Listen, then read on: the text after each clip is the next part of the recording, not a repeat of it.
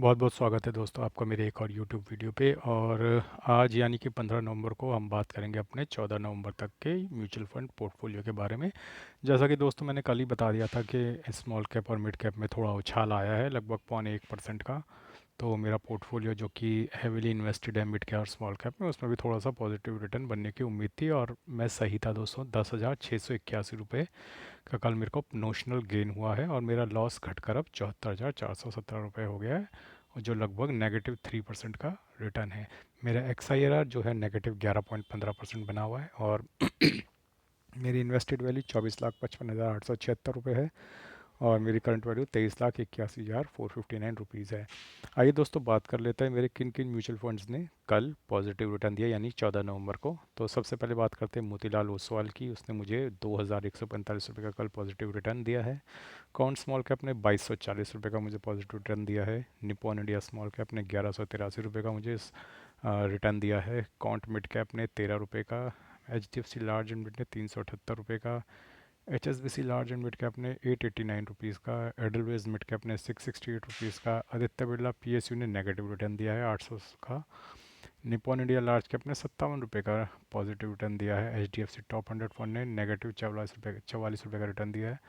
Bank of India ने 876 का positive return दिया है। बंधन स्मॉल कैप ने 735 रुपये का पॉजिटिव रिटर्न दिया है। HDFC मिड कैप अपॉर्चुनिटी ने 680 रुपये का पॉजिटिव रिटर्न दिया है। Can't large and mid cap ने 181 रुपये का पॉजिटिव रिटर्न दिया है। इन्वेस्को इंडिया PSU ने -360 रुपये रिटर्न दिया है। बंधन ने कोर इक्विटी, ये मिड कैप फंड है, 208 रुपये का पॉजिटिव रिटर्न दिया है। टाटा स्मॉल कैप ने 563 रुपये का कल पॉजिटिव रिटर्न दिया है। कोटक एमर्जिंग इक्विटी फंड ने 335 रुपये का पॉजिटिव रिटर्न दिया है।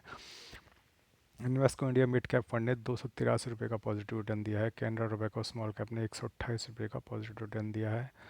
और मोतीलाल ओसवाल ने कल -119 रुपये का रिटर्न दिया है। कॉन्ट इंफ्रास्ट्रक्चर ने 149 रुपीज़ का पॉजिटिव रिटर्न दिया है। निपॉन इंडिया ग्रोथ फंड ने 156 रुपये का पॉजिटिव रिटर्न दिया है। Motilal Oswal Nifty India defence fund ने 291 रुपीज़ का पॉजिटिव रिटर्न दिया है। ICICI प्रूडेंशियल भारत 22 ने 215 रुपये का पॉजिटिव रिटर्न दिया है।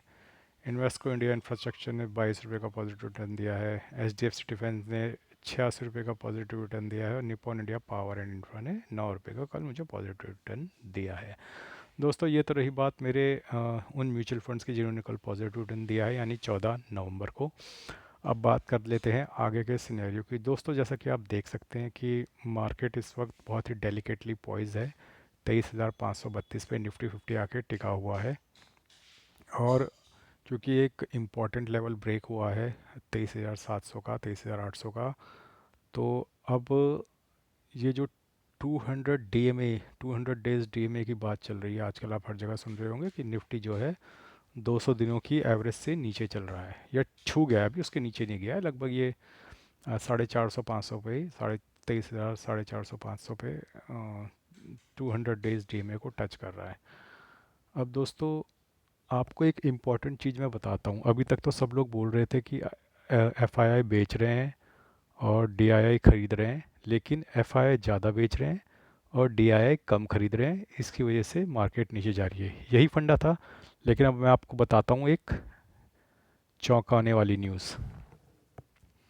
चौंकाने वाली न्यूज़ ये है कि देखिए 14 नवंबर की डेट पे नज़र रखिएगा दोस्तों। FII ने कैश में 1849 यानी 1849 करोड़ की सेल करी है, नेट सेल। ठीक है, इसके अगेंस्ट में 14 नवंबर पे नज़र रखिएगा, DII ने 2481 यानी 2,481 करोड़ की बाइंग करी है। तो यानी कि हमारे म्यूचुअल फंड हाउसेज और DII ने मिलकर तो ज़्यादा बाइंग करी है और इन्होंने तो कम सेलिंग करी 1800 2400, तो 600 करोड़ की तो ज़्यादा बाइंग हुई है। फिर भी मार्केट नीचे क्यों गया? अगर आप 13 नवंबर को भी देख लेते हैं तो 13 नवंबर को सिर्फ 2500 करोड़ की सेलिंग करी है FII ने, जबकि DI ने बाय कितना किया? 6000 यानी कि लगभग 3,500 करोड़ ज़्यादा की बाइंग करी थी। फिर भी मार्केट नीचे गया था 13 को। अब हो क्या रहा है दोस्तों, मैं आपको बताता हूँ। इसका मतलब यह है कि मार्केट में जो बड़े दो फंड हाउसेज हैं FII और DII, उसमें DII अब ज़्यादा खरीद रहे हैं, तो टेक्निकली तो मार्केट ऊपर जाना चाहिए था। लेकिन हुआ यह है कि 23,700 या 750 का जब लेवल ब्रीच हुआ तो रिटेल इन्वेस्टर्स के स्टॉप लॉस बहुत लगे हुए हैं इस लेवल पे ही। 200 डेज की डीएमए के आसपास, यानी 23,700 से लेके 23,500 के बीच में रिटेल इन्वेस्टर जो शेयर खरीदते हैं, आम हमारे जैसे लोग जो लाखों करोड़ों लोग हैं, वो किसी न किसी की सिफारिश पे खरीदते हैं। किसी एक्सपर्ट्स ने उनको बता रखा होगा अपना स्टॉप लॉस 200 डेज डीएमए पे लगाना। अगर 200 डेज डीएमए टूट गई तो मार्केट और नीचे जाएगा, ये फैक्ट है, मार्केट अब और नीचे जाएगा। और ये एक वजह है कि मार्केट अब गिर रही है डिस्पाइट ऑफ द फैक्ट कि डीआई ज़्यादा खरीद रहे हैं। नेट बाइंग तो ज़्यादा है ना, नेट बाइंग आप देखोगे एफआई माइनस डीआई, तो नेट बाइंग तो ज़्यादा है। तो आइडली तो मार्केट ऊपर जाना चाहिए था, लेकिन मार्केट नीचे इसलिए जा रहा है कि बहुत सारे जो लाखों करोड़ इंडिविजुअल हैं, आपके मेरे जैसे लोग हैं जो शेयर बाइंग सेलिंग करते हैं, उनके स्टॉप लॉस कटे हैं पिछले 2-3 दिन में, जो 200 दिन की डीएमए के आसपास लगे हुए थे। स्ट्रेटेजिकली उन्होंने लगा रखे थे।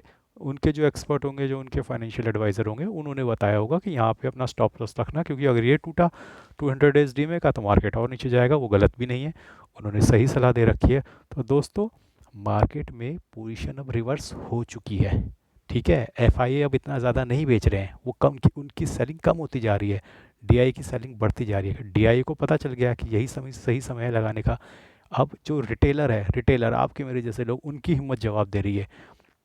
और जब रिटेलर की हिम्मत जवाब देने लग जाए, मार्केट में बहुत ज़्यादा फियर आ जाए, लोग घबराने के कुछ भी बाय करने से मना कर दें कि हमें कुछ भी बाय नहीं करना है, तब तभी असली समय होता है बाय करने का। अब आप देख रहे हो, आप डेटा पे नज़र डालो, डीआई दबा के बाय कर रहा है कि उसे पता है रिटेलर की तो फट गई है, अब रिटेलर के बस की नहीं है अब खरीदना। सबके हाथ कांप रहे हैं, कोई शेयर नहीं खरीद सकता अब। रिटेलर कुछ नहीं कर रहे, अब खरीद रहे हैं फंड हाउसेस, क्योंकि उनको पता है अब तो खरीदने का असली मौका आया है। 200 डेज डीएमए के नीचे हर दिन दिवाली है भाई साहब, जितना खरीदना है खरीद लो। हो सकता है मार्केट यहाँ पर महीना रहे, 2 महीने रहे, 3 महीने रहे, 6 महीना रहे, लेकिन जब इसके बाद भागेगी बहुत तगड़ा रिटर्न बनेगा। तो अपने फंड को स्ट्रेटेजिकली इन्वेस्ट करते रहो। देखो, बॉटम किसी को नहीं पता, हो सकता है मार्केट यहाँ से अभी 1000 पॉइंट और नीचे चली जाए। मैं भी भगवान नहीं हूँ, कोई भी भगवान नहीं है, लेकिन वो 1000 जब वापसी करेगी ना मार्केट, एक झटके में, हो सकता है एक दिन में कर दे। अगर यहाँ से मार्केट 22,500 भी चली गई मान लो, वो 22,500 से 23,500 में आने में उसे कितना समय लगेगा? अरे भाई साहब, जब भागनी शुरू होगी ना, 1000 पॉइंट तो 800-800 पॉइंट तो निफ्टी एक दिन में खींच देगा, उसकी चिंता मत करना। तो यही सही समय है डालने का। मैं तो डाल रहा हूँ, आप लोगों ने मेरी वीडियोस देखे होंगे पिछले 2-3 दिन के, उठा के देख लो, मैं तो बाइंग कर रहा हूँ। बहुत अच्छे लेवल आ गए, मैं तो बाई करता रहूँगा। यहाँ से 23,200 जाएगा या 23,000 जाएगा, मैं सीधा 2-3-4 लाख उठा के और डालूंगा। तो आपको अपने जितना आपके पास कैश अवेलेबल है उसको 4-5-6-7 टुकड़ों में बांट लो और धीरे धीरे इन्वेस्ट करते जाओ। देखो, मैं जितना इन्वेस्ट कर रहा हूँ उसकी नकल मत करो, क्योंकि हो सकता है कि आप में से अधिकतर लोग जो हैं उनसे ज़्यादा मेरे पास पैसे हों, लेकिन मुझसे भी ज़्यादा पैसे वाले लोग हैं, तो मैं उनकी नकल नहीं कर रहा हूँ ना। वो तो सीधा एक साथ 10-10 लाख डाल रहे होंगे, मेरे पास उतना नहीं है। तो जितना आपका फंड है उसको 5-7 टुकड़ों में डिवाइड करो और एक एक करके डालते जाओ। जैसे 20% डाल देना 23,200 पे, 20% डाल देना 23,000 पे, फिर 20% डाल देना 22,700 पे, फिर 20% डाल देना 22,500 पे, फिर 20% डाल देना 22,000 पे। ख़त्म, बस हो गया काम, बन गए तुम लखपति। तो दोस्तों, ये था मेरा सजेशन। बाकी आप लोग खुद समझदार हैं, आप लोग जो चाहें वो कर सकते हैं। और आज के लिए बस इतना ही। धन्यवाद, गुड बाय।